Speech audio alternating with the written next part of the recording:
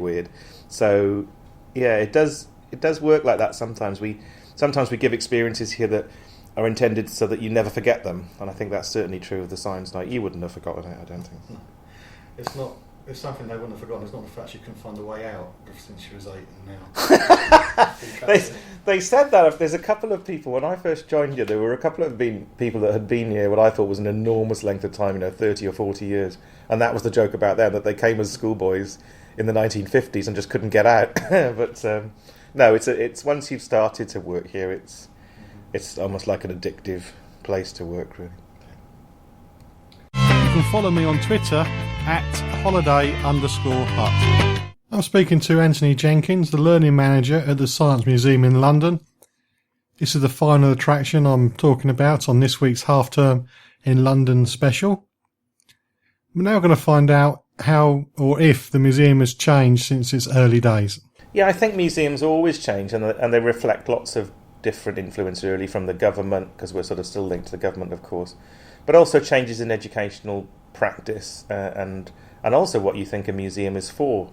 I mean, I think originally it was probably about informing the public, or thinking that there was a gap in the public's knowledge of a certain area, so that the museums provided that. Whereas now the thought is much more of a two-way conversation between the public science culture and the museum about what we show and how we portray it. So in something like climate science or climate change, you would portray that quite sensitively, knowing how people feel about it. So certainly the changes now are about knowing your audience better, and also attracting a much wider sort of cross-section of the public. I think museums, if you go back to when they first started and in the early 20th century, were much more elitist in what they put on show, but also who came through the door. And in the last 20 years, there's been a real push to get it a lot broader than that. No, not just children, but adults that wouldn't be experts, so much more people that, would be more of a lay person, if you like. So that's the biggest change, I would say. And I think for the future, we've become very well known as a place for children, including the sleepovers and all these other things, but we're now looking towards attracting more adults, and that's young adults who might not visit us, 18 to 30 perhaps, but also older people, retired people that also might think that it's full of kids, and to put things on for them. So again, museums change. They're never the same organisation. They might have the same objects, they might have some of the same buildings, but how they show them and how they, what we usually say is engage with the audience, definitely changes, yeah. On the way up to your office, we had to go through past a load of people. It's heaving here today. So how many visitors do you get each year? We just broke records actually this year, so it's now May, isn't it? So we just had our yearly figures from April, and we did 3.3 million visitors last year, which is the most ever for this museum. And our school figures, so the number of people in school parties, also broke all records. So I think that's now up to 450,000, which is the most visited in the country. Hence why it was so busy today. During school terms, we get a lot of booked educational groups, and that's gone through the roof in the last 2 years just because of what we put on for them, really. So we might have performances, drama characters, shows, storytellings, all sorts of different events, so that it's not just a visit where you just come in and look around. We structure it very, very carefully so that teachers and pupils can get a lot out of a 2.5, 3 hour visit. That's part of what the job of being in learning or education is, really. If you believe the popular press, you think that you're only going to be having male visitors, is that the case? When I started work here, it was definitely 70% to 30% male to female. And I remember that on our visitor exit figures, but it also reflected in the workforce as well. It was a very much sort of a academic club feel to a lot of the staff here. That has completely changed. So a lot of people in this unit, which is the educational learning unit, are female, but also the visitors now, it's gone 50-50, and I think it's gone the other way. I think it might be more 55 to 45 female to male, and you see that in on the floor, but also who goes to our programming and who we choose to represent scientists on the floor as well. And that's all part of an important movement, because it could have stayed a very, very male preserve. If you imagine our collection, industry, engineering, medicine, these are usually sort of dominated by male figures. So yeah, we work hard to try and alter that perception. I read on your website that 99% of those surveyed said that their visit was good value for money. So how much does it cost to come? Well, it's very good value for money because it's free. National museums are still free, and long may that continue. So it's, again, a political decision from the government, but it's free to come in. We have secondary charges for some of the exhibitions. Mm-hmm. So we might have temporary exhibitions or blockbuster exhibitions or the IMAX or the simulators. Those kind of things are secondary charge, but it is free for schools and free for the general public. There's a lot here. There's a lot here, indeed. So how is the museum divided up? I mean, what's the difference between the hall, a gallery and a floor? It's a very difficult thing to explain to people. In fact, we look at our sort of complaints and our feedback very carefully, and it's the number one feedback, which is they can't really find their way around very easily. And there's no real quick answer to that. It's a huge building with 20,000 things in it, let alone pieces of art, interactive hands-on galleries, performances.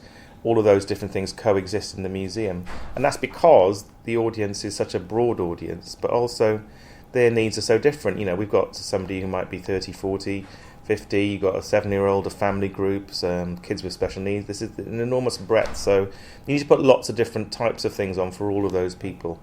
And the programme of events and the exhibitions reflect those. So there's no kind of narrative from exhibition to exhibition. The floors and the exhibitions halls are usually themed, and they will tell a different story. So, for instance, Making of the Modern World, which is the gallery that on the ground floor dominated by some of our huge objects, including the Apollo 10 mission capsule, is a chronological sort of walk through technological achievements, which most people can sort of grasp. But other galleries aren't designed like that at all. They'll hit you with themes and ideas and art pieces or strange objects to give you a real immersive feel about the subject rather than a more kind of didactic or traditional approach, I suppose. So the answer is it's a very mixed, and also you can't do it in a day, you can't do it in a week. You know, you have to really choose when you want to come, and come, I would say, quite frequently to get to know the place and to get to know the collection. You briefly mentioned art. Just then, I wouldn't have expected you to have an art gallery. No, it didn't used to have that crossover at all, really. But the more modern approach to science education, and certainly informal science education, is to think about presenting things from a different point of view. If science is only presented by one way, it usually appeals then just to one type of an audience. So by using artists and by using projection, sculpture, we even have a tour where people dress as cockroaches and walk around, which sounds like I'm making it up, but it is actually true. On the website you can see that, but that is to give another perspective on things like climate change or on some of the big questions of today. So we mix all of those approaches. And the art gallery I think you're referring to is a photographic space, which is part of our sister museum in Bradford, the National Media Museum, which houses the photographic collection, and we show exhibitions from there as well. So as a museum, lots and lots of demands from different types of visitors, but also huge collection, and we've got to choose what to put on. So it's quite a difficult decision at times. Checking it out before you check in on the John Guinn Travel Show on ukhealthradio.com.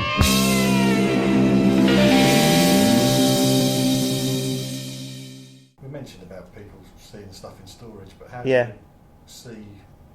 you apply to research something? Do you write to the museum, or is there somewhere else? Yeah, I mean, the quickest way these days is to email, is to find out the name of the curator, or there's if you go on the website, there's a thing called Contact Us, and you can write a general email in, and when that gets to the holding place, it'll be sent out to the most appropriate person. So depending on if you were, let's say, wanted to find out more about the steam engine or the rocket or the development of steam power, then that would go to our curator Ben Russell, who looks after that stuff, and then he would get back to you and you would take it from there. So that would be as a member of the public out of interest, or also if you were doing some research or you were studying and you wanted to see some of the national collection, both the same really. But yeah, you can write and ask, but that's the quickest way to do it. All functioning website. Yes.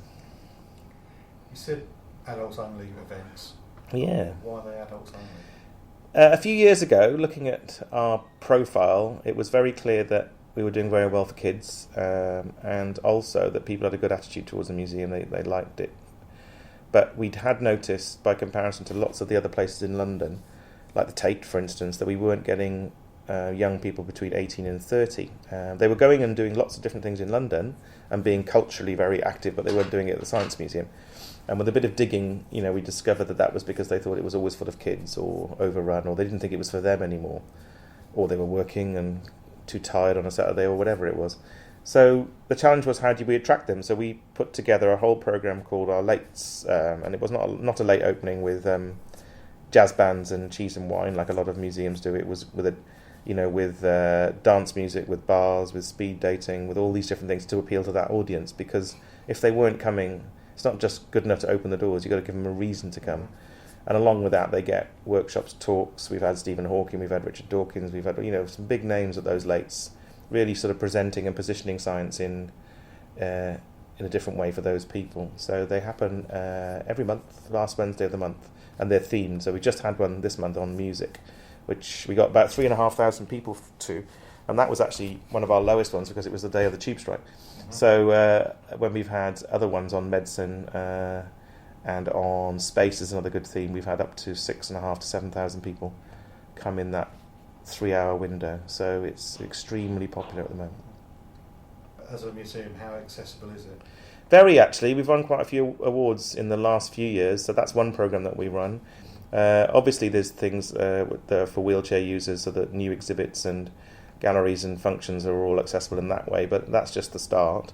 We also have a program using deaf presenters, so rather than have our usual things signed through BSL, we actually have deaf people doing the shows. Mm-hmm. So that's very, very beneficial for deaf children, actually, as opposed to looking at the interpreter. They're looking at somebody who happens to be deaf. And we also use them to do our normal shows now with a presenter, a BSL presenter as well. So that's another way we access stuff. We have galleries open once a month for children with disabilities, and there's less people allowed in with their carers. And also we train our floor staff in lots and lots of different ways. So they might use Makaton, which is a basic form of sign language, and they might have awareness training and all the different types of additional needs that can be present in schools and in families. So yeah, we do a lot for that, because it's our overriding philosophy is to make the museum more accessible for more people, and that's all parts of society. We've talked about the website. It's great for using to plan it, and when I did the research for this, but what is the website address? It is www.sciencemuseum1word.org.uk. It'll come up pretty much straight away, but yeah, that's the one that you want. It's a website with lots on it, but take time to flick through and see what's on, and as I say, go to your interest. Let your curiosity guide you, as we always say, but it'll give you the idea of the breadth of what's on show at SW7. Great. Thanks a lot. Thank you. A real pleasure. Thank you. That's the end of this week's Half Term in London special. Hopefully in future shows I'll be able to cover half terms or holidays in other parts of the UK. It's just that I'm based in the southeast, and it makes life a lot easier for me. And if you knew me personally, you know that I'm all about making life easier for myself. Only kidding, honest, I think. All the websites for the attractions mentioned this week will be posted at facebook.com/John Guinn Travel Show. And I do hope you can join me next time on the Travel Show with John Guinn on ukhealthradio.com, where each week I'm checking it out before you check in.